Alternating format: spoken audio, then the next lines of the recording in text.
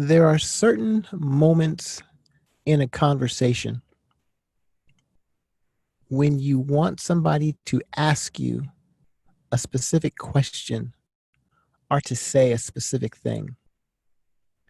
There are also moments in a conversation where you basically transition from a casual building rapport type of a situation into, let's just call it, the meat of the conversation. I personally call those moments pivots in a conversation. This is Stephen V. Richardson, and this is your business growth tip of the day. How to have an effective conversation is something that is very difficult to just teach.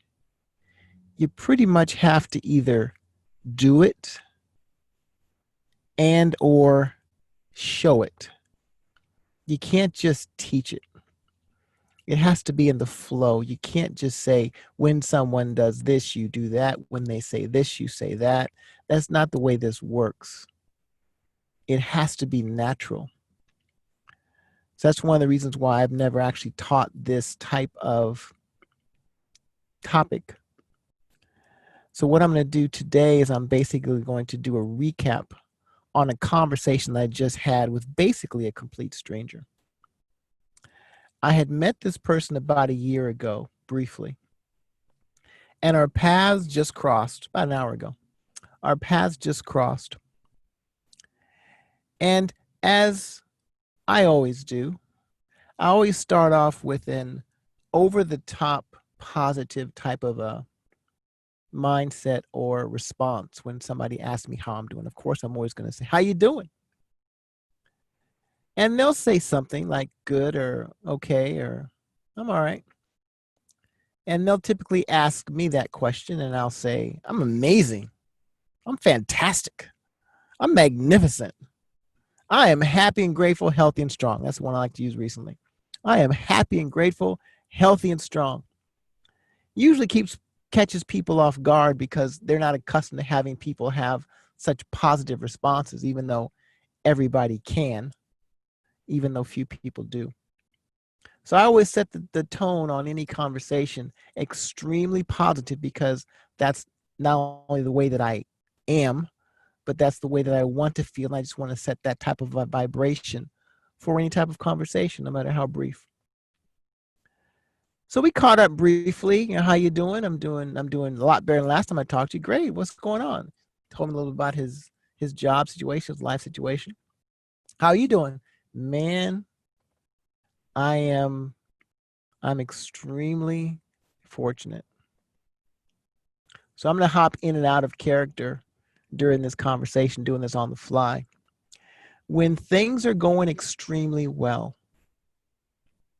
I won't say you, I prefer to have a very low-key type of approach, because the more humble and the more subtle I am, the more it seems like something is really going on.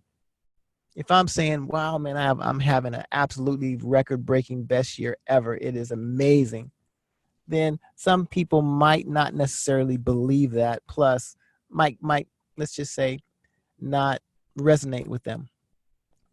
But if I calm and in a very quietly confident type of way say, I'm doing extremely well, I've been fortunate, it sets the tone.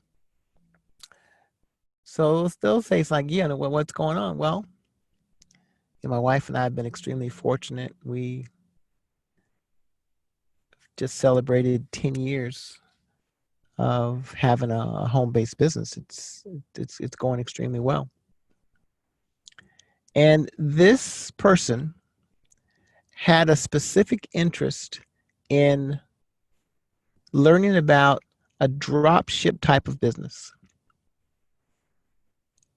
But I am sure that he would not, the conversation would not have gone the way it went if I had not said what I said to basically prompt him to say certain things and ask certain questions. For example,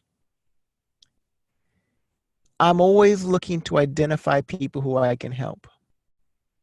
Yes, as a potential customer, but I'll say it more importantly, as a potential business partner, somebody who I can teach and coach to success.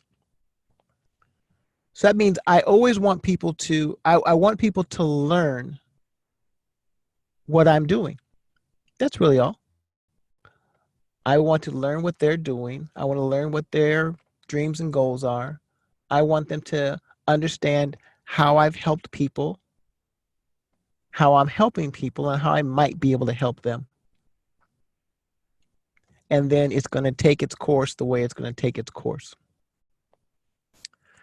So it wasn't a coincidence that I happened to mention that things are going really well, which they are, and that my wife and I just celebrated 10 years, establishes credibility, longevity, commitment, probably success. My wife and I recently celebrated 10 years anniversary of having our own home-based business. I know that if there's someone out there who has an interest in starting or learning or being more successful in a home-based business, and they meet somebody who's been doing it successfully for 10 years, that they'll express some type of interest.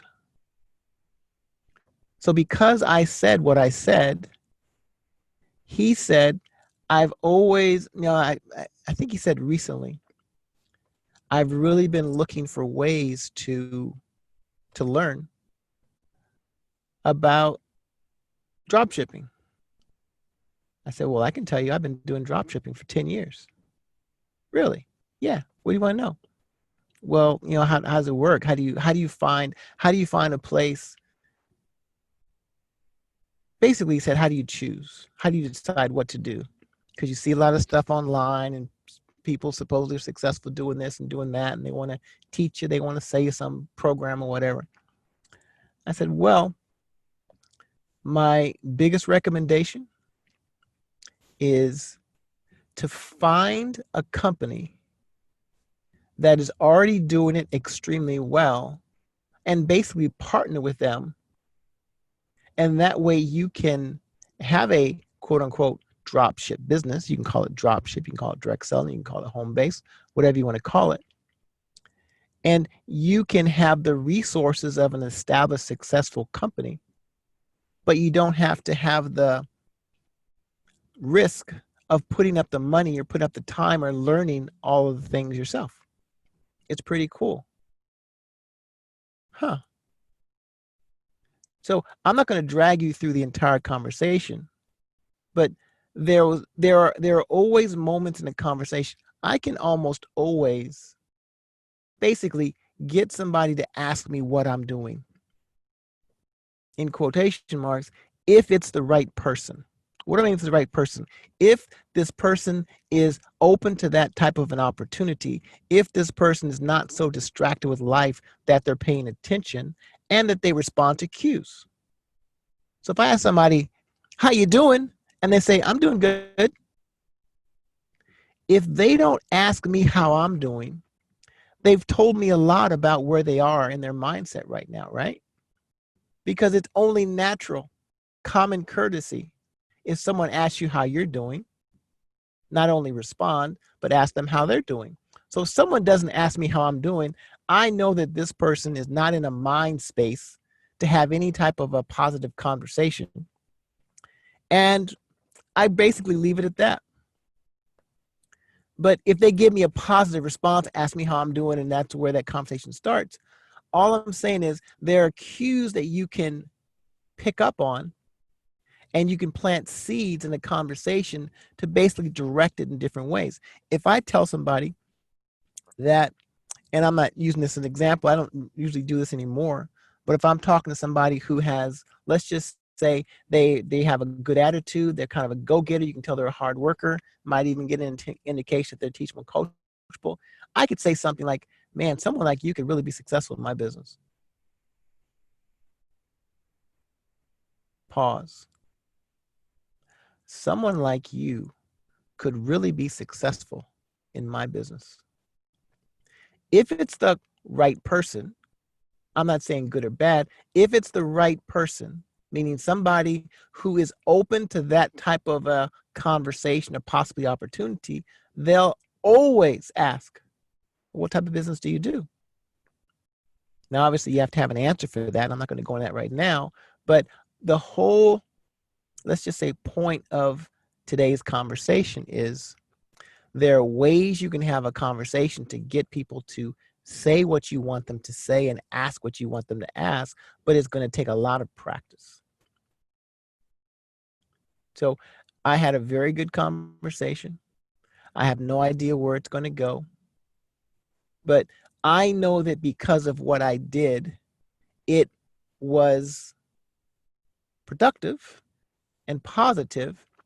And I also know that people who don't know how to do what I just did would interact with another person that is looking, searching, hoping, maybe even praying for an answer to improve their life, to achieve some goals, to help some people. But when they don't have that conversation properly, they miss it.